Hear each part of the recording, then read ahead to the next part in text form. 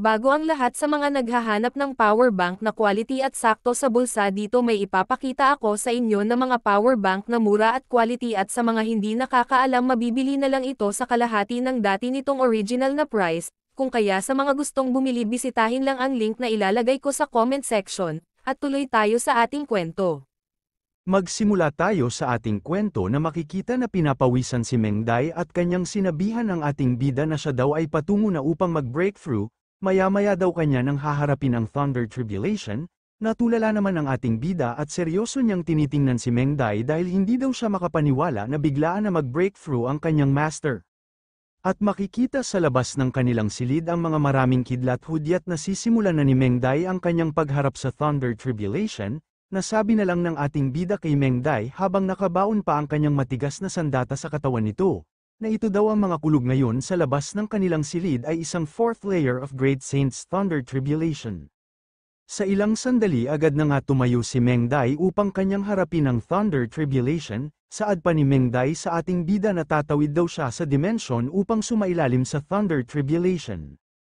At mayroong inilabas na isang bote ng 10,000 years stalactite sa kanyang damit si Chu Ziyu, at kanyang binalaan si Mengday na ang Thunder Trial daw ay lubhang napakalakas, kung kaya inumin daw niya ito kung kinakailangan.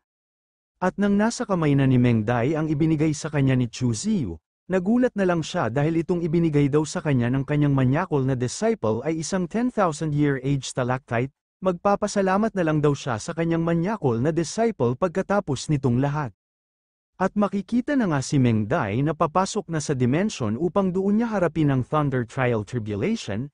At nang nasa ibang dimensyon na si Mengday, makikita ang isang hugis dragon na tribulation na akma nang salakayin si Mengday, samantalang si Mengday naman ay nakaupo sa gitna at naghahanda ng kanyang teknik upang magawa niya na makasurvive sa Thunder Tribulation.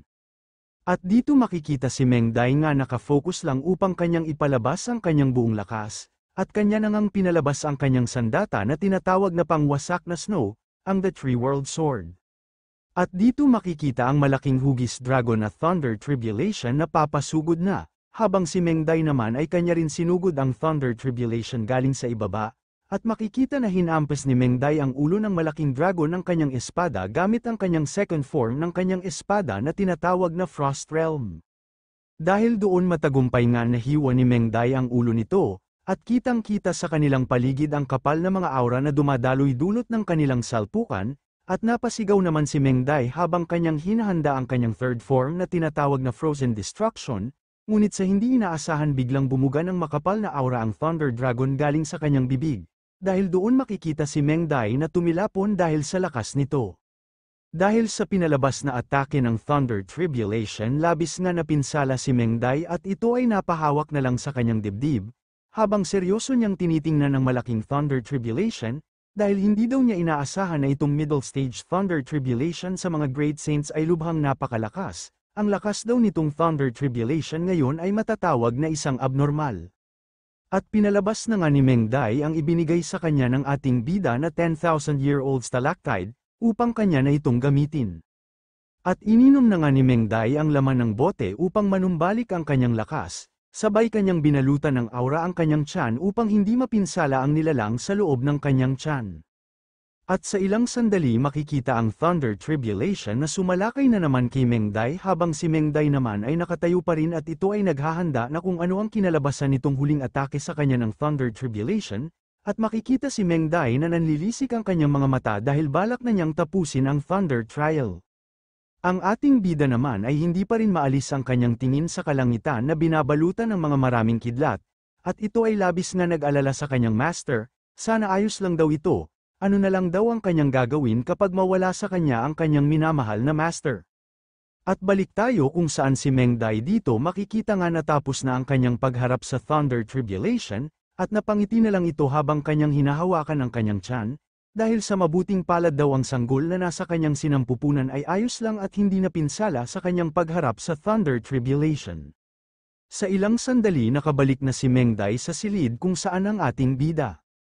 Masaya naman itong binabati ng ating bida na walang kaalam-alam na kanya na palang binuntis si Mengday, kaya pala laging nakabuntot si Mengday sa ating manyakol na bida dahil takot siguro na hindi panindigan ng ating bida ang kanilang naging anak.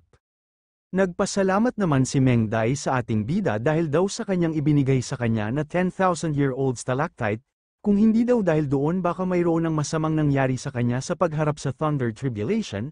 Nakangiti naman na sinabihan ng ating bida si Meng Dai na huwag na daw niya iyong pansinin.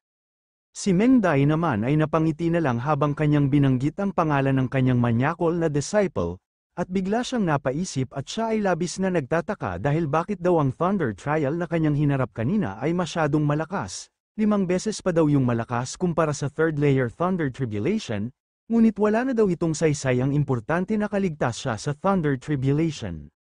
At lumipas na nga ang kinabukasan, dito makikita ang ating bida na lumabas na sa kanyang silid, at halatang ito ay inaantok pa dahil nabitin sa kanilang masayasanang bakbakan sa kama ni Meng Dai.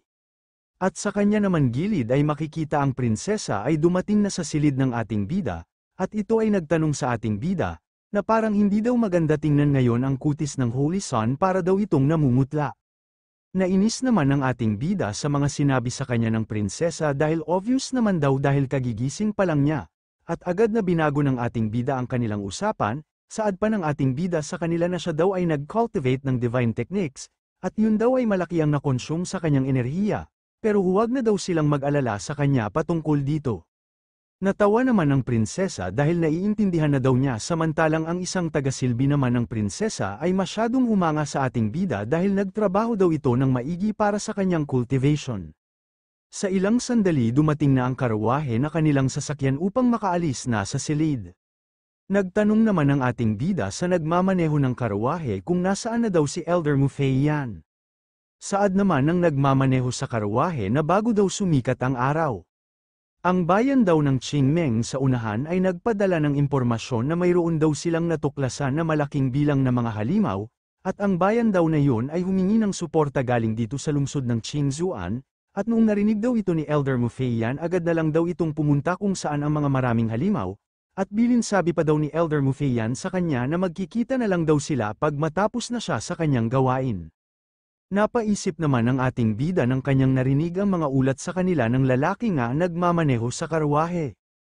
Na nakakapagtataka daw na ang malaking bilang ng mga halimaw ay nakalusot sa teritoryo ng mga tao, ito daw ay kahinahinala, dahil ang karaniwan naman daw sa mga halimaw ay hindi sasalakay sa mga lugar kung saan naruroon ang mga tao, at magtatago lang sila sa anino at mananambang kung may mapadaan sa kanila.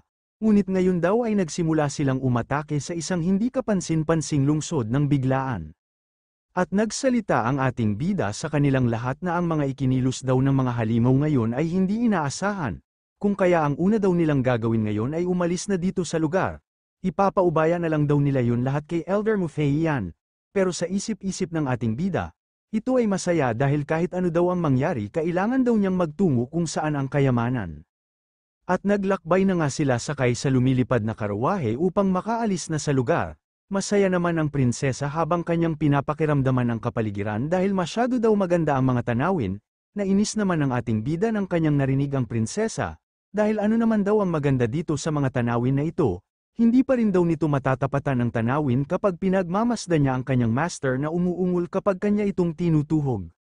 Dahil sa maruming iniisip ng ating manyakol na bida, makikita ito na naglalaway na kay Meng Dai, at wala siyang kaalam-alam na mayroon palang mga nilalang ang tahimik na nagmamasid sa kanya upang siya ay patayin. Tuwang-tuwa naman ang hangal habang kanyang minamanmanan ang ating bida, dahil malapit na daw ang kanyang kamatayan, at sa ilang sandali naghudyat na nga ang hangal sa kanyang tatlong kasama na babae na kanila na daw sugurin si Chu Ziyu, sabay sinigawan ng hangal ang ating bida na masyado daw tanga ang ating bida, dahil siya daw ang totoong karapat-dapat sana na maging Holy Son sa buong Holy Ground. At naghanda na nga ito ng malakas na pag-atake upang kanyang patamaan ang ating bida, samantalang ang ating bida naman ay kanya lang tiningnan sa loob ng karawahe ang hangal na papasugod na sa kanya. Ngunit sa hindi inaasahan ng hangal mayroong isang malaking yelo na naghugis malaking kamay ang biglang hamarang sa atake ng hangal sa ating bida. Nagulat naman ang dalawang babae na kasama ng hangal kung saan daw nanggaling ang malakas na kapangyarihan na ito, dahil ang pagkakaalam lang daw nila wala dito sa karawahe si Elder Mufeiyan upang protektahan si Chu Ziyu. Sa ilang sandali makikita ang apat na mga baliw nga tumilapon dulot ng paghampas sa kanila ng malaking kamay na yelo. Nagulat naman ang prinsesa at pati na rin ang kanyang kasama na babae, habang ang ating bida naman ay patay mali lang sa mga kaganapan. Makikita ang apat na mga baliw na tumilapon sa lupa at kanilang iniinda ang kanilang pinsala dulot ng pagharang sa kanila ng malaking kamay na biglaan na lang lumitaw sa kanilang harapan. Ang umatake pala sa kanila ay ang girlfriend ng ating bida. Ito ay walang iba kung hindi si Mengday. Saad pa ni Mengday sa kanyang hangal na disciple na sinubukan daw ba ng kanyang hangal na disciple na makipag-ugnayan sa mga baliw katulad ng mga Dragon Club upang patayin ang kanyang manyakol na disciple. Agad din naman lumuhad sa harapan ni Mengday ang kanyang hangal na disciple at ito ay humihingi ng patawad kay Mengday. Dahil nagkamali daw siya sa kanyang mga desisyon, sabi naman ni Mengday sa kanyang hangal na disciple na sa tingin daw ba nito na hindi niya alam kung ano ang mga binabalak nito sa kanyang manyakol na disciple, at ang una daw ay nakipag-ugnayan nito kay Jian Lingyun upang lumpuhin ang kanyang manyakol na disciple, at pagkatapos noon nakipag-ugnayan na naman ito upang patayin si Chu Ziyu doon sa loob ng Huangyao Secret Realm. At ngayon nagdala na naman ito ng mga daga upang patayin si Chu Ziyu, at dinagdag pa ni Mengday na binigyan na daw niya ito ng pagkakataon ngunit binaliwala lang daw niya ito.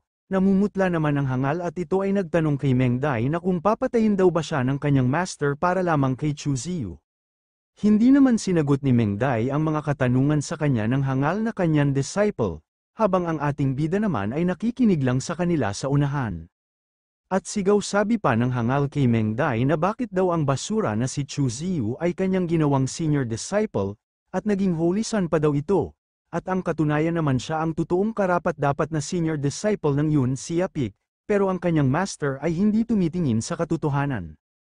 Nagtanong naman si Mengday sa kanyang hangal na disciple na ang posisyon daw ba ng pagiging senior disciple ay masyadong mahalaga para sa kanya. Sumagot naman sa kanya ang hangal na sino naman daw hindi magugustuhan ang ganoon na posisyon bilang disciple, dahil ang pagiging senior disciple daw ay lubhang mahalaga. Patungo sa pagiging holy son, kung ganap na daw sana siyang maging holy son kanya na daw magawang maipaghigante ang kanyang mga pamilya. At dinagdag pa ng hangal kay Mengday habang umiiyak na maganda ba daw ang pakikitungo ng kanyang master kay Chu Ziyu, dahil ginawa pa daw niya itong senior brother kahit ito ay isang basura. Nagsalita naman si Mengday sa hangal na noon daw ang mga panlabas na mga halimaw ay sumalakay sa Qishan District noong siya daw ay nag-cultivate doon sa Qi Kingdom maraming taon na ang nakalipas. At bilang tagapaghalaga ng distrito, ang mga magulang ni Chu Ziyu doon ay nasawi sa pagprotekta upang kanila lang mapa-atras ang mga halimaw na sumalakay sa lugar. Upang kanyang mabayaran ang kanilang pagsakripisyo, kanyang ginawa ang kanilang anak na si Chu Ziyu na first disciple sa Yun Siapik, natawa naman ang hangal sa kanyang mga nalaman galing sa kanyang master. Dahil natalo lang daw siya sa anino ng mga magulang ni Chu Ziyu, saad naman ni Mengday sa kanya na natalo lang daw siya sa kanyang sariling pag-uugali. Gayunpaman sinaktan pa rin daw niya ang iba para lang makakuha ng pansariling benepisyo, yun daw ay mali.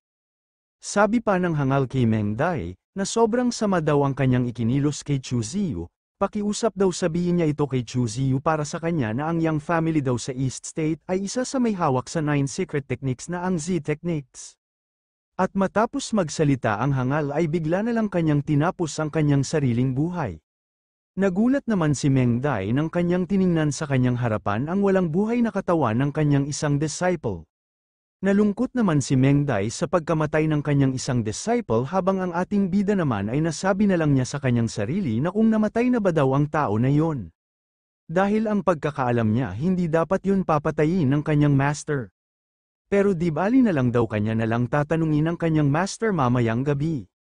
At lumipas ang ilang oras nakarating na sila sa Qingming Town. Dito makikita ang tatlo nga nagtatawanan dahil sa alagang pasaway na manok ng ating bida. At ang ating bida naman ay tahimik lang na nagtimpla ng tsaa. At kanyang naisip na pagkatapos daw nilang magkita muli ni Elder Mufeiyan sa Qingming Town ay kanilang napag-alaman na walang malaking paggalaw ng mga halimaw doon. Sa halip isa lang pala yun na mga mahihinang tiger monster nga ng gulo sa paligid, at lumipas na ang mga ingay mula sa mga tao galing sa bundok ay unti-unti nang nawala. Ang katotohanan lang daw pala noon ay kagagawan yun ni Xiao Yifeng upang mapaalis si Elder Mo sa kanilang tabi. At hindi din daw niya inaasahan na nandoon din pala ang kanyang master nga nagmamasid sa kanila. At biglang napatingin ang ating bida sa pintuan, dahil ang kanya daw master ay papunta dito sa kanyang silid, at pumasok na nga si Mengday sa silid kung saan ang ating bida, At agad din naman itong kinumusta ng ating bida kung ayos lang daw ito, bakit daw ito matamlay ngayong gabi. Nagsalita naman si Meng Dai sa ating bida habang nalulungkot, ito daw ay dahil sa pagkamatay ni Xiao Yifeng.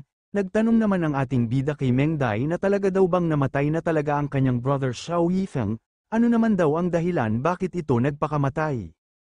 Tawang-tawa naman ang system sa mga tanong ng ating bida sa kanyang master. At ayon pa ni Meng Dai sa ating bida na mahaba daw itong kwento, hindi daw niya ito maipaliwanag sa kanya lahat, kung kaya sa susunod na lang daw niya siya sasabihan patungkol dito. Pero bago daw siya namatay, mayroon siyang sinabi sa kanya na dapat daw niyang sabihin sa ating bida. Ayon pa ni Meng Dai na ang isa daw sa Legendary 9 Secret Techniques na ang Z Techniques ay nasa kamay ng kanilang kaaway. Yun daw ay nasa kamay ng East State, ang Yang family. Natawa naman ang ating bida dahil talaga daw pala ang tao na yun ay nagawa pa niyang i-set up siya bago namatay. Ngunit kailangan pa rin daw niyang tumalon sa kanyang bitag. At nagtanong naman si Meng Dai habang kanyang kinuha ang isang baso ng tsaa, na kung pupunta daw ba ang ating bida sa Yang family upang kunin ang Z Techniques. Hindi naman sinagot ng ating bida ang mga katanungan sa kanya ni Meng Dai, bagkus kanya lang itong hinalikan sa pisngi. Nagulat naman si Meng Dai sa biglaan na paghalik ng ating manyakol na bida sa kanya. Nagsaad naman ang ating bida kay Meng Dai na pupunta daw siya doon sa Yang family upang maghigante sa kanyang junior brother. Ang kalaban daw ng kanyang junior brother na ang East State na ang Yang family ay kanya na din kaaway. Ngayon daw ay namatay na ang kanyang junior brother, walang iba ang tatanggap ng kanyang responsibilidad kung hindi siya na kanyang senior brother. At dinagdag pa ng ating bida na sa bandang huli isa pa rin silang matalik na magkaibigan. Sumagot naman si Meng Dai sa mga binitawan na mga salita ng ating bida na ni isa daw na mga salita nga nang galing sa kanyang bibig ay walang totoo. Nagsaad naman ang ating bida kay Meng Dai habang kanyang hinawakan ang kamay nito, na paano na lang daw noong sinabi niya sa kanya na gusto niya ang kanyang master, hindi ba daw yun totoo para sa kanya? Sa tingin daw ba ng kanyang master noong sinabi niya noon sa kanya ay hindi yun totoo? Agad lang naman pinatahimik ni Meng Dai ang ating bida, pero halata naman na gusto din niya ang ating bida, ayaw lang niya aminin. At dahan-dahan na hinubad ng ating bida ang damit ni Meng Dai at sabay sabi na pumunta na daw sila doon sa kama. Sumagot naman si Meng Dai sa ating bida na huwag daw itong magsalita ng mga nonsense. Ang ating bida naman ay walang pakialam at kanya lang tinitingnan ang makinis na katawan ng kanyang master. Nagtanong naman si Meng Dai sa ating manyakol na bida kung talaga daw ba napupunta siya doon sa East State sa Yang family. Huwag daw niya na maliitin ang pamilya na yon, dahil ang dalawa daw nila na mga cultivators ay tumuntong na sa peak of flow stage sa ngayon, at dinagdag pa ni Meng Dai na kung wala daw ang tulong ng lakas ng Holy Ground mahihirapan daw ang ating manyakol na bida na kalabanin ang mga yon. Sumagot naman ang ating bida sa kanyang girlfriend na mayroon daw siyang sariling paraan upang kalabanin ang mga iyon. At mayroong techniques ang nilabas ng ating bida galing sa kanyang damit, at kanyang sinabihan si Meng Dai habang papunta na sila sa kama, na ang kanya daw magandang girlfriend ay masyado nang huli, sa ngayon daw ay kailangan na ng kanyang girlfriend na bigyan siya ng lesson doon sa kama. Nagalit naman si Meng Dai at kanyang sinabihan ang ating manyakol na bida na huwag daw niya siyang hawakan dahil pupunta naman daw siya doon ng kusa kahit hindi pa niya sabihin sa kanya. At sa ilang sandali makikita nga nakarating na sila sa kanilang kama at nagsimula na silang gumawa ng masayang kaganapan. At makikita si Meng Dai na nasasarapan sa kanilang ginagawa habang nakapatong sa kanyang likod ang ating bida, at ang ating bida naman ay seryoso lang sa kanyang trabaho. Samantalang si Meng Dai naman ay napakagat na lang sa kanyang ngipin dahil sa pinaggagawa sa kanya ng ating manyakol na bida, at maririnig sa buong kwarto ang malakas na ingay dahil sa kanilang napakapanindig na balahibo na bakbakan sa itaas ng kama. At lumipas na nga ang kinabukasan sa labas ng kanilang tinutuluyan. Dito makikita ang ating bida na kanya nang binuksan ang bintana. At halatang ito ay masaya sa kanyang gising dahil nakascore na naman kinagabihan. At hindi lang daw yun dahil mas lumakas na daw siya ngayon dahil sa performance ng kanyang master kagabi. Sa ilang sandali tinawag na ang ating bida ng prinsesa, saad pa sa kanya ng prinsesa na maghanda na daw ito dahil isang araw na lang daw makakarating na sila doon sa The Great Ming Empire. Sumang-ayon naman ang ating bida sa mga sinabi sa kanya ng prinsesa habang nakangiti. At sa Great Ming Empire, sa Great Ming Border, dito makikita ang mga maraming kawal ang nakabantay sa pasukan ng border. At makikita nga nakarating na sila sa The Great Ming Empire at agad silang sinalubong ng mga kawal at isang lalaki na nakasakay sa isang kabayo. At nagsalita ang lalaki sa kanila na nandito daw siya upang batiin ang Holy Son na kumakatawan sa magaganap na seremonya para sa kanyang ama at ang buong Great Ming Empire. Ang lalaki pala na ito na sakay-sakay sa kabayo ay si Zhou Yunfei, ang Northern King eldest son. Pero hanggang dito lang muna ang ating video, please like and subscribe para sa karugtong nitong ating kwento. Maraming salamat po.